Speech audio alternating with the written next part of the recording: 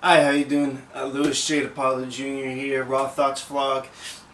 Shout out to Mommy for commenting on the last video. I love you, Mommy.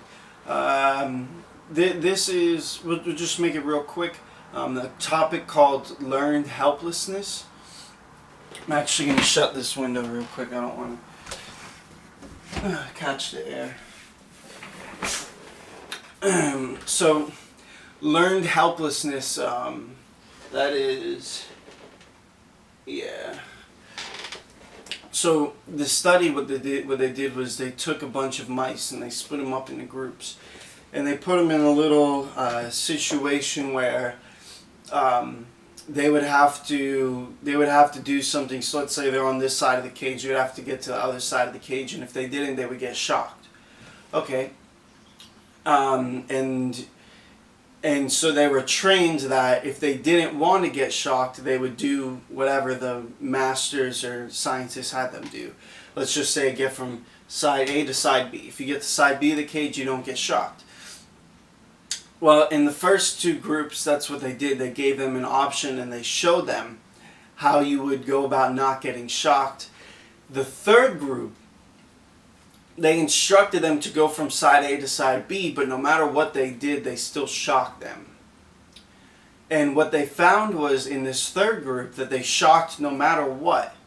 The mice eventually became passive and they became unmotivated. They didn't learn anything new. And they didn't care because they didn't care, but they didn't act, they didn't do anything new because when you don't give somebody, what's the best way to put it?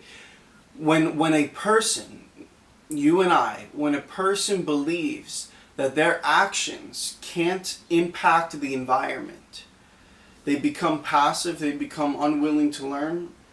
It actually can lead to depression, things like that, but the mouse becomes... the person becomes passive. We said passive.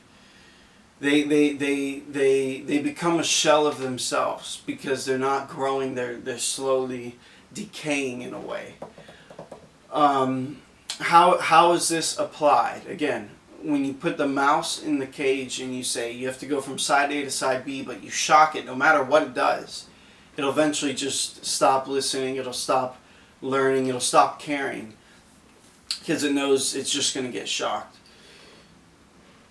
We could work this into a bigger side of like systematic oppression, and let's say you take somebody born and raised in a bad area with a certain demographic, and you could say that this person, because of everything going on around them, just creates a sense of no matter what I'm going to do, I'm going to end up like this.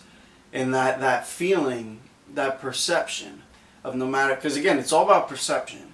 The perception of no matter what I'm going to do, I'm going to end up like this might really hurt somebody.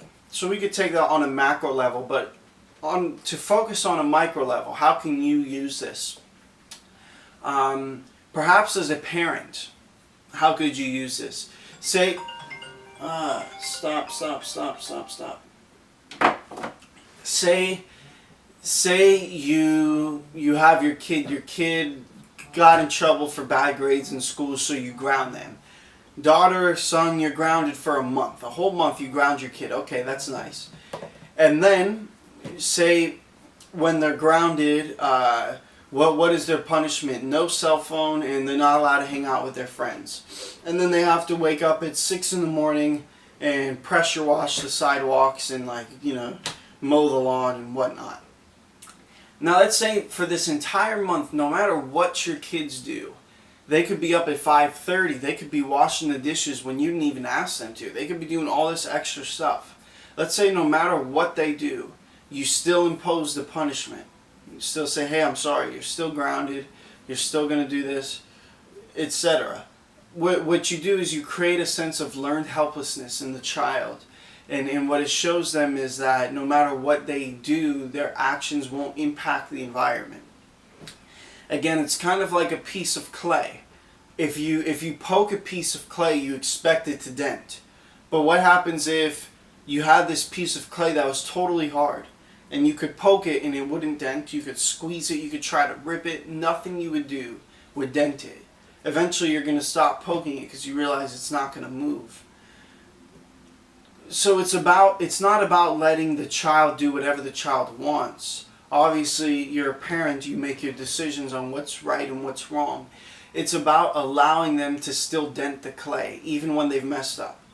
To still allow them to create impressions on their environment, or else they're going to stop trying. They're going to create that sense of helplessness of, I can't do anything.